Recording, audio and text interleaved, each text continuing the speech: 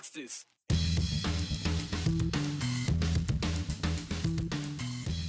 It's Friday. You know what that means? We made it through the week. Ahead for you on this edition of the 208. The bill adding fentanyl to the list of mandatory minimum sentencing in Idaho, it made it to the governor's desk.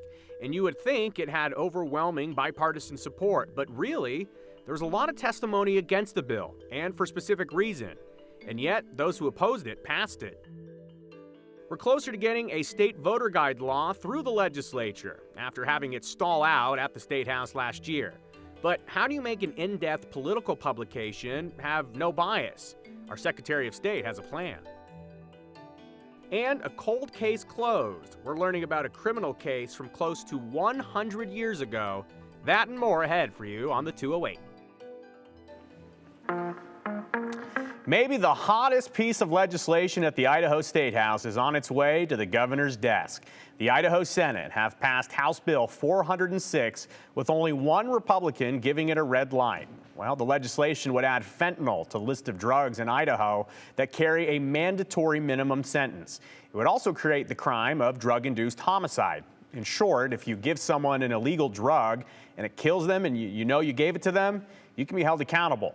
The bill's created a lot of discussion and concern, not only for what lawmakers say are the repercussions of the potential law, but also the personal repercussions for taking a stand and voting against it. Andrew Bartline dives right in.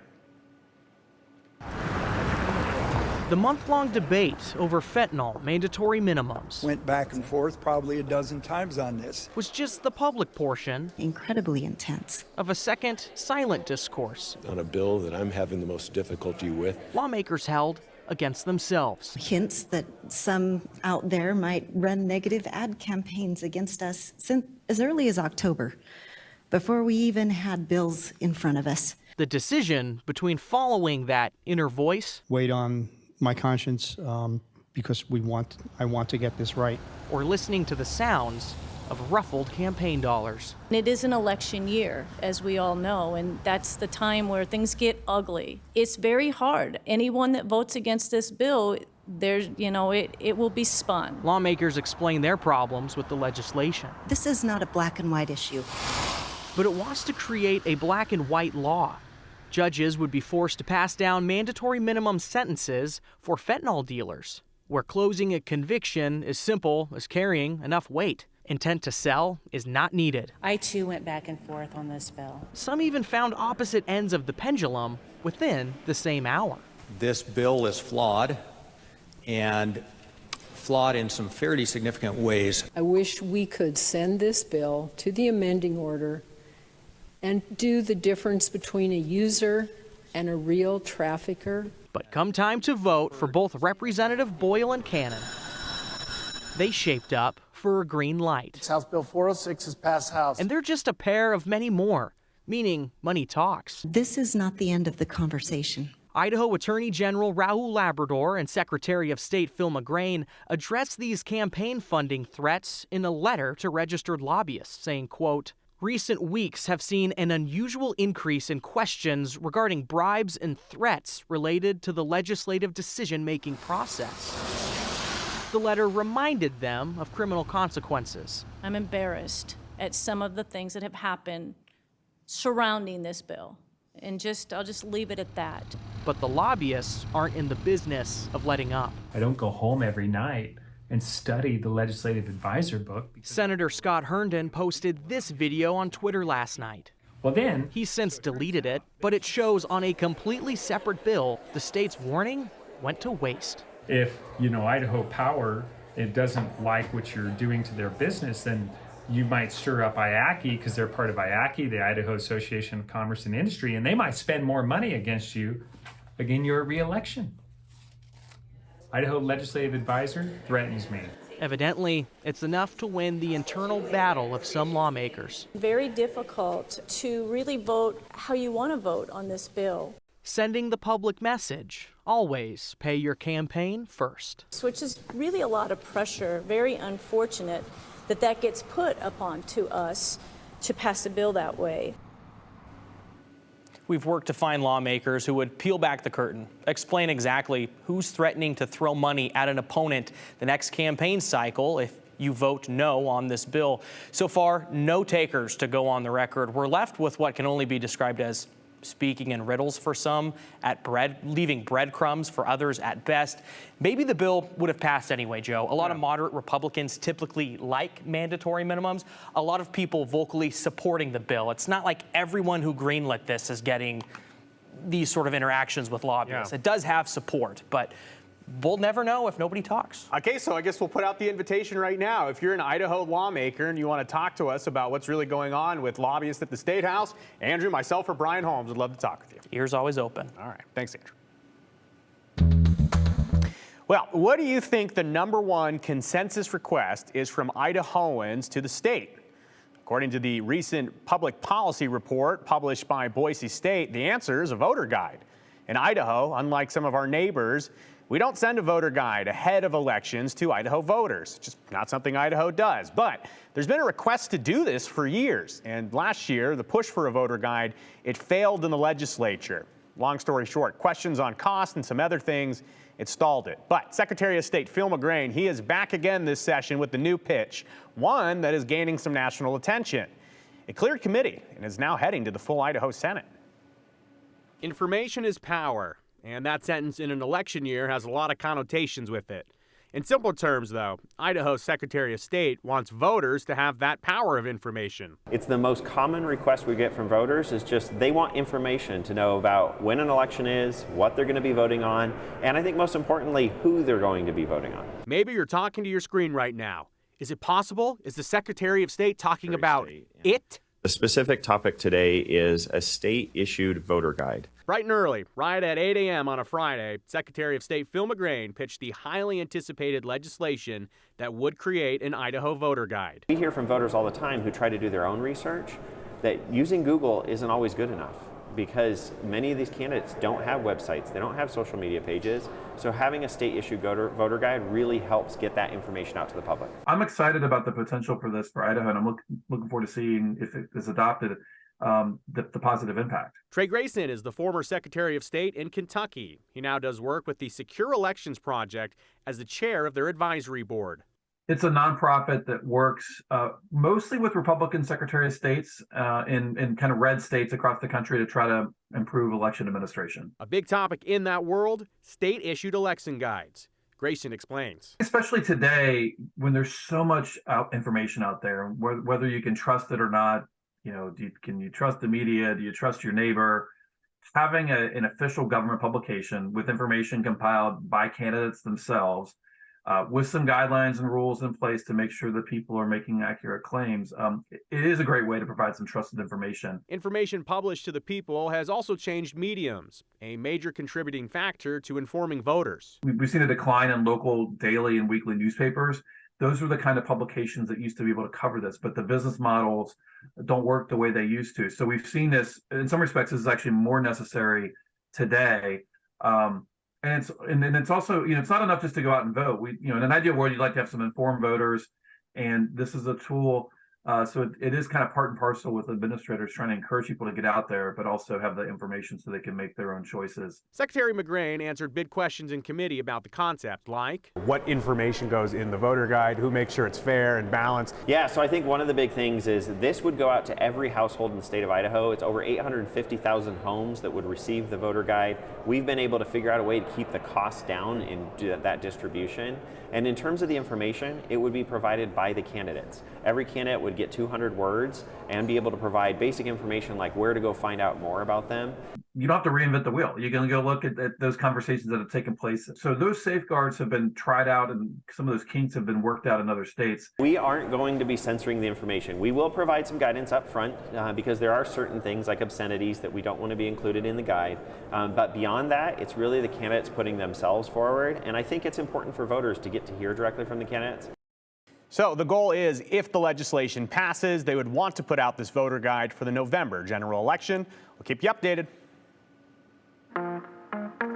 Of course, we have a few other bills that we talked about this week, and it was a busy week. We talked about 4 other pieces of legislation outside of House Bill 406, fentanyl and mandatory minimums, and Senate Bill 1273 on voter guides. 3 were in the Senate and 1 in the House, including legislation on harmful materials in libraries, a constitutional convention, and defining domestic terrorism. And in the House, we did talk about fentanyl testing strips. So let's see where everything is now in this week's Legislative Wrap.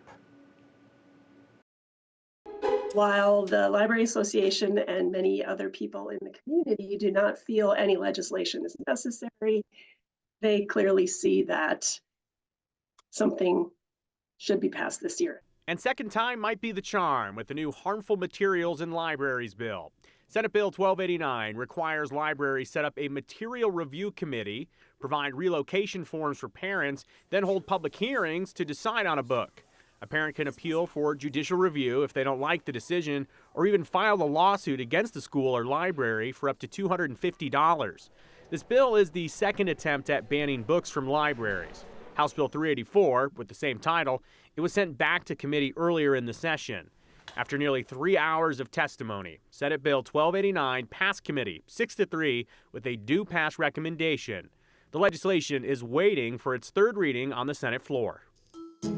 There are 2 ways to change the United States Constitution. Either a 2/3 vote by both houses of Congress, which are then ratified by 3/4 of the state, or for 2/3 of the state legislatures to agree to get together in a convention of states. That's all granted by Article 5 in the United States Constitution. That is what Senate Concurrent Resolution 112 is proposing, all in an effort for states to impose fiscal restraints on the federal government, limit its power and jurisdiction, and impose term limits on officials and members of Congress. Critics worry, though, a constitutional convention could open up a consideration of anything. It takes 34 states to call for the convention, 38 to ratify any amendments that are proposed. SCR 112 passed committee with a do-pass recommendation and now heads to the entire Senate. In the absence of a federal congressionally authorized definition of domestic terrorist, everyone is making up their own definition. Senate Bill 1220 hopes to define domestic terrorism as activities done in cooperation with any foreign terrorist organization, as defined by federal agencies. This would change Idaho's current anti-terrorism law, but also render our existing terrorist act useless. That's according to Idaho's former Attorney General, Jim Jones. Senate Bill 1220 was sent back to the Senate Rules and Administration Committee on January 26th after it was read for the first time on the Senate floor. We took a pause on legislation Wednesday to observe the Day of Love. With House Bill 406 adding fentanyl to Idaho's mandatory minimum statute on the governor's desk, House Bill 441 popped up this week asking to take fentanyl testing strips off of the drug paraphernalia list because giving drug paraphernalia to another person is a felony in Idaho, carrying up to a $30,000 fine and 9 years in prison. The bipartisan bill passed committee with overwhelming support and is filed for its second reading on the House floor. And that's a legislative wrap.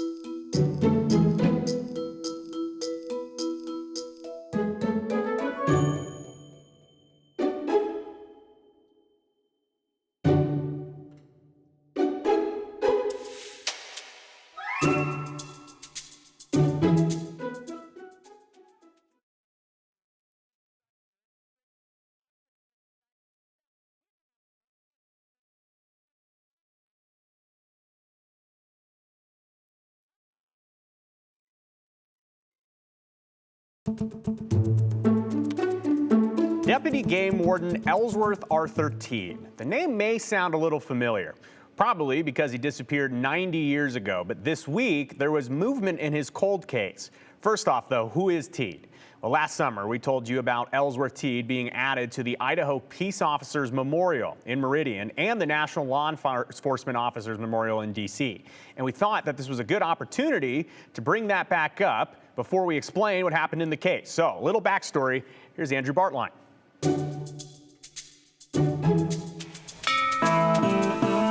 Memorials are to remember, but the monumental stories must first be preserved. I actually hadn't heard of him either. In order to be honored. We have a conservation officer that had done, all the research to kind of understand who Teed was, what his story was, what we did and didn't know about him. Born a Clearwater County boy in 1894, Ellsworth Teed turned to Shoshone County to embark on a new career. Maybe the first full-time deputy game warden. It was Wild West. People at that time were more readily committing wildlife crimes, and so he was stepping into some risky situations. A situation highlighted in the press and Panhandle lore. So this was on everybody's radar at that time. And it started with what was on Teed's radar in 1934.